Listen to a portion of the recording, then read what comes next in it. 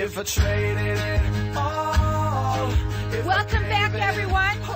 I have with me Dr. Margaret Williams, and she's the owner of the Medicine of Inner Transformational. What transformation? What is that? Tell everybody. Well, it's a way to shift and change some of the things and problems that we deal with as human beings. Everyone has something that they're trying to work on or shift or change, whether it be emotions or the physicality or relationships or the connection with the world or even money, just like the last men that were on. I have to say, you're on at the perfect time. I'll tell you why. First of all, everybody's stuck, number one, everybody out there. But it just so happened that I happened to be saying that to my daughter a couple of days ago about, like, things happening always to her. It seems like the same things, type of things, whatever. And I said, you got to check what's making you stick with that or whatever it is. And I called it a chakra. I don't even know if that's correct, but there's something within all of us that stops us. It's like something inside. It's our subconscious mind or whatever it is that stops us from getting us what we truly, really want. Is that correct? Exactly. And one of the things that happens is we tend to recreate and continue to repeat the same old thing. And one of the reasons is because sometimes the wounding goes in really early or growing up or whatever, and it's unsettled. It just something doesn't feel right. So it's like we have a sign on ourselves that says, okay, wound me right here again the same way. Not for our harm, but actually for our benefit. Okay, for our benefit, to give us one more time to sweep the insides, to shift and change and help us transform that particular energetic that we somehow got stuck with. Tell them your background a little bit. Well, I'm from South Louisiana, and I went to medical school in Louisiana. What brought you here? And I wanted to learn a little bit more of this energy medicine. There's a beautiful teacher here. This is an incredible place to learn and to work with vibrational shifts and changes. Talk to them about you a little bit more. Yeah. So my training was initially in pediatrics and then in general psychiatry and child and adolescent psychiatry as a medical doctor. And I began practicing that and doing really good and really well and seeing patients and enjoying it. And then at some point, I started getting reconnected in a different way with the natural world, particularly through my horses. And that began to teach me a little bit about vibration, about communication through the heart, through the body, a little bit differently. And then I was seeing patients in a practice I had in San Antonio, and people were stabilizing, but they weren't getting well. And I'm going, there's got to be a way people can fully get well. Okay, where they don't have to keep carrying these burdens. And it led me to some incredible journeys with shamans and healers in Canada, in Mexico with the Mayans, and some in the United States as well, learning to work with energy, about consciousness, energy, thinking, breath, body, especially the heart center. Now, here's something else I got to say. A lot of people out there, some people think this is voodoo-ish, weird kind of stuff, right? Mm-hmm. But the fact is that more people who have thought that for a long time are changing their minds about things. Do you agree with that? I do agree. I mean, I was raised in South Louisiana where there's a melting pot of lots of different things. But my family, when I talk to them about this, they're still kind of, this is woo-woo. But the thing is this is ancient knowledge. This is not this new age kind of stuff that people talk about, brand new stuff. This is ancient ways of working with energy that have been tried and true throughout. We just forgot. I mean, we're beautifully connected, energetic beings here on Earth, and we're connected through amazing, intricate, energetic pathways through and around our bodies that we are gifted with when we come into the world, but we've forgotten.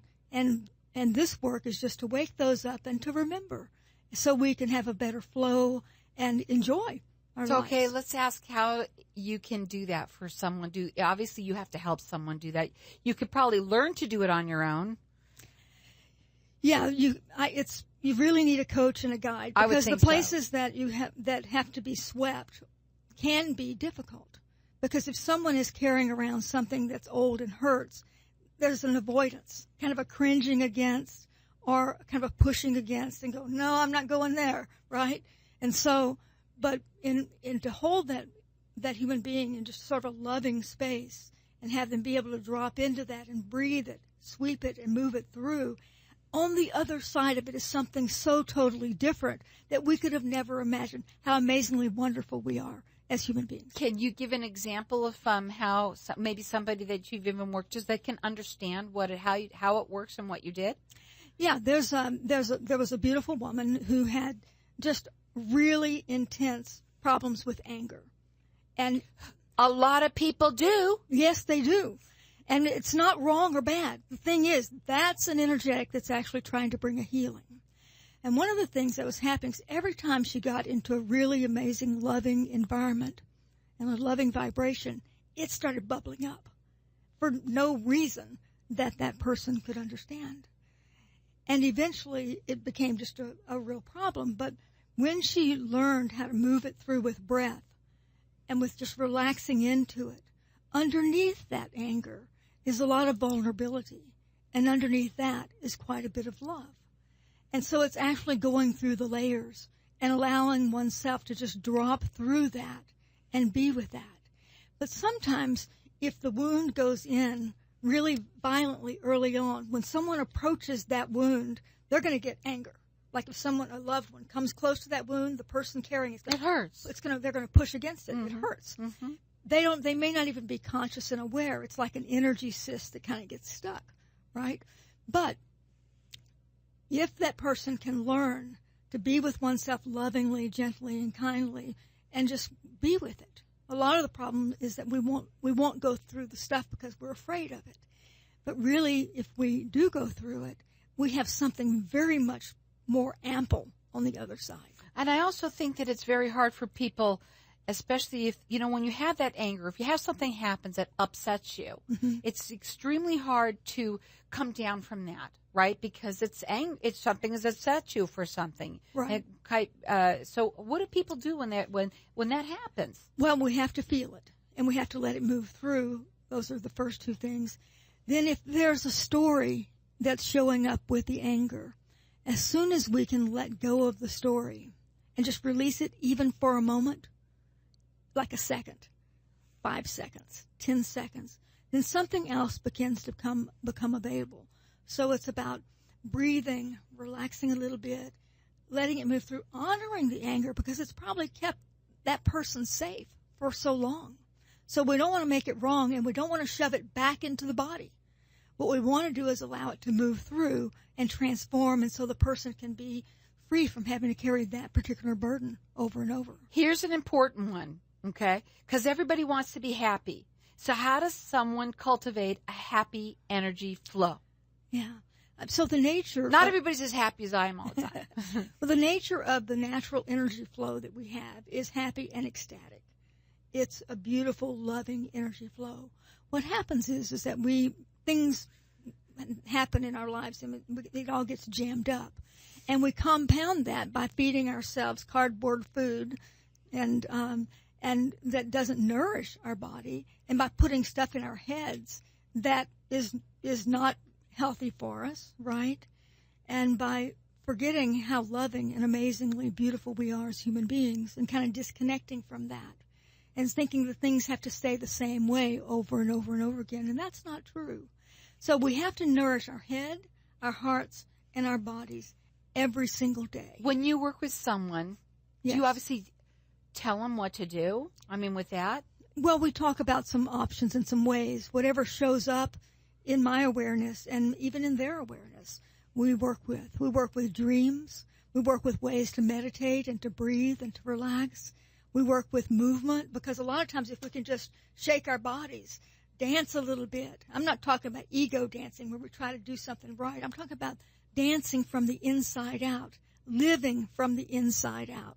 And then everything gets to be a very different experience for us. So I would say nutrition, movement, health, breath, creativity. We forget sometimes because we get jammed into desks and jammed into boxed-in ways of working and jammed into certain roles in school and in home and in our family lives of breaking out of those. just moving ourselves through them, creating, painting, drawing, dancing, singing, breathing. Breathing. You know, said that again. Loving ourselves. How many people loving don't know life. how to breathe? Well, most people don't, because when we get anxious, or upset, the very first thing is we stop breathing, or we Most shut our of us breathing don't down. breathe right. Yeah. And you have to teach someone how to know how to breathe. We're going to go to a break. When we come back, I want to talk further about this. It's fascinating. I absolutely love it. Our number here, well, we're going to go ahead and just go to a break, and when we come back, we're going to talk further about some of this. And anybody that thinks it's kind of voodoo-ish,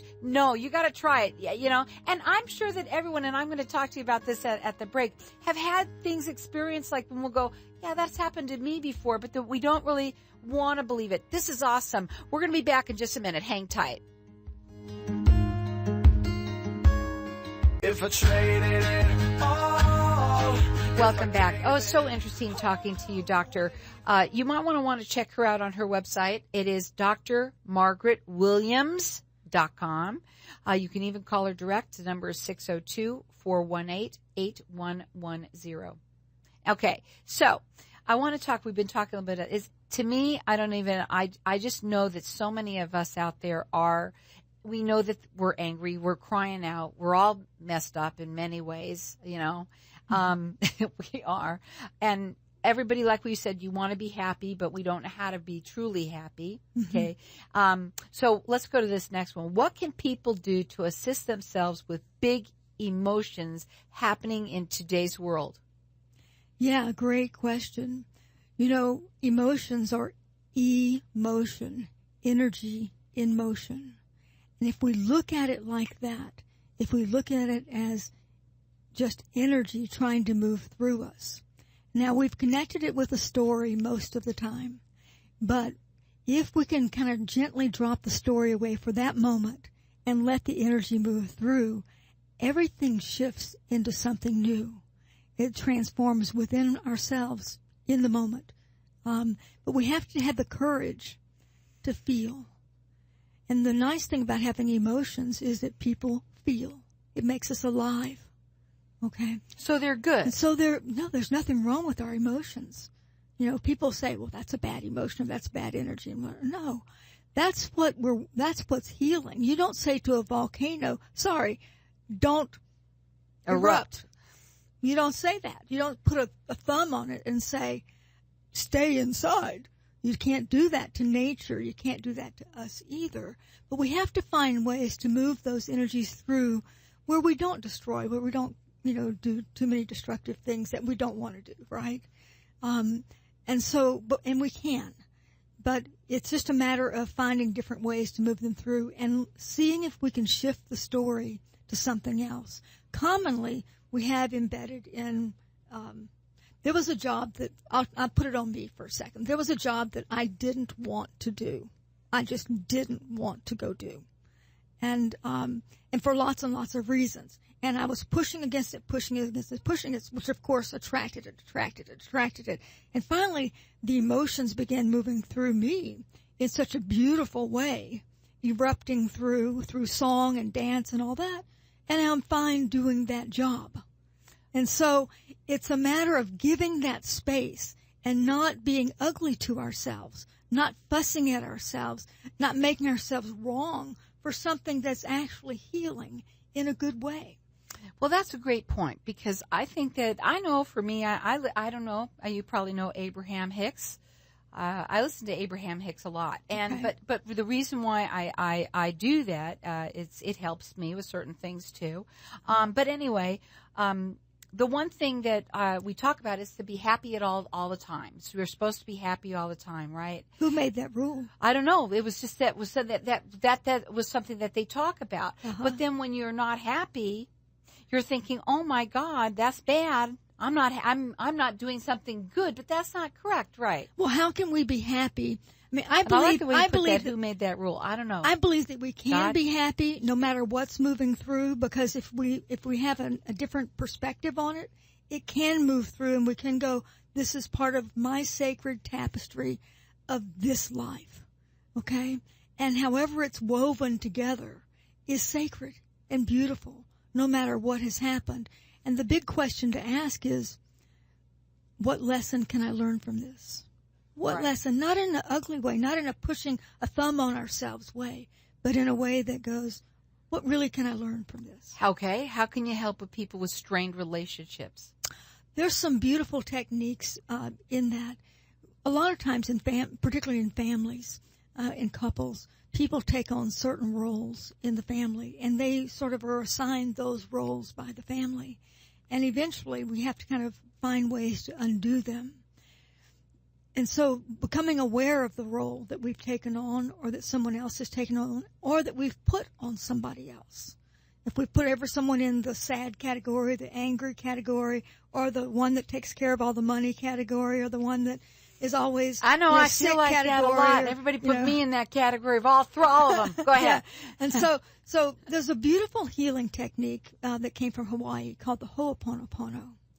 And it's actually a way of kind of correcting the direction we're going in. And so it's a healing technique of love and forgiveness.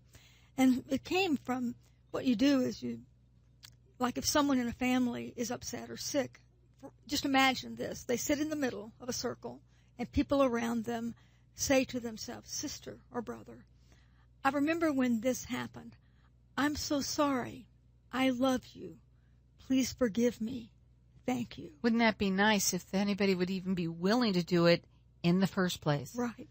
And then the one in the center says, well, sister or brother or mother or father, I remember I held this against you. It hurt and I held it against you. I'm so sorry. I love you. Please forgive me. Thank you.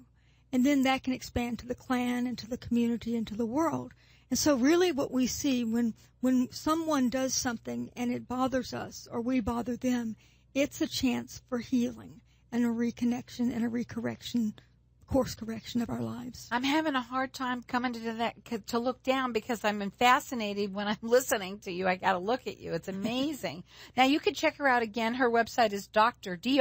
Margaret Williams with an S.com. You can also call her direct. That number is 602-418-8110. Okay, so let me ask you this. What can help rebalance a person who becomes emotionally out of balance? Which one? We've already done, We've done that one? Yeah. I'm sorry. Well, I thought I didn't realize that. So what role does nature play in healing? Yeah, so the natural world is, the nature was here before we were. We're the babies. We're the babies. There's the ancient trees and the grasses and the mountains and the air and the earth and everything and the birds. And they were all there before we came around. And so we're sort of the babies. And so if we can connect in the natural world, they all have energetic flow systems as well. I mean, it doesn't take too much. If you go and you put your hands on an oak tree, it's going to feel a little bit cooler than, say, a hardwood tree, than a softwood tree like an evergreen. That evergreen is going to feel hot. All you have to do is touch it and feel. If you put your hands on a big sea turtle, you're going to feel boom, boom of the ocean. If you put your hands on a horse, it's going to be a different vibration than on your dog. And so everything has a vibration. They're similar and they're different. And as we connect with each part of nature, we actually connect with each part of ourselves. So the natural world is very beautiful to assist us with food, with nourishment, good organic vegetables, hopefully, and to really take care of our bodies, to get off the processed food and the junk food and all that, and really do our own gardening. I mean, how healing is growing It's a little hard, garden. though, in, Arizona, though it's a little hard. Yeah. That's what we have to go to certified natural grocers, right? Yeah, there you go. But I you brought something up there, but you know how, I was thinking about when you were talking about nature. I mean, everybody, whenever you go on a hike, we always feel somewhat better, right? We do. And there's a reason for that. Yes, because it reconnects us. I mean, if you think about it, if we connect with the earth through the soles of our feet and the heaven through the crown of our head and open our hearts, then everything feels different. Everything feels different. Even if we don't think about it like that, if we take a moment to go, oh my gosh, this feels so good. then I know every it's time I healing. go out there like that, I do, because I don't get that chance often. I really agree with you 100% on that. Real quickly, because we have less than 2 minutes, what can, you talk a little bit about the importance of nutrition and restoring that gut biome and healing, okay? Yeah, the gut microbiome is just pretty incredible. We have in our GI system all of these incredible organisms, and it probably isn't like hundreds of trillions of organisms inside of our gut. And if we keep those healthy and happy, our bodies are healthy and happy, and our emotions are healthy and happy, and we relate better. And so a lot of times they get out of balance, like if we take too much antibiotics or if we eat too much sugar or processed food, then the unhealthy ones tend to overgrow.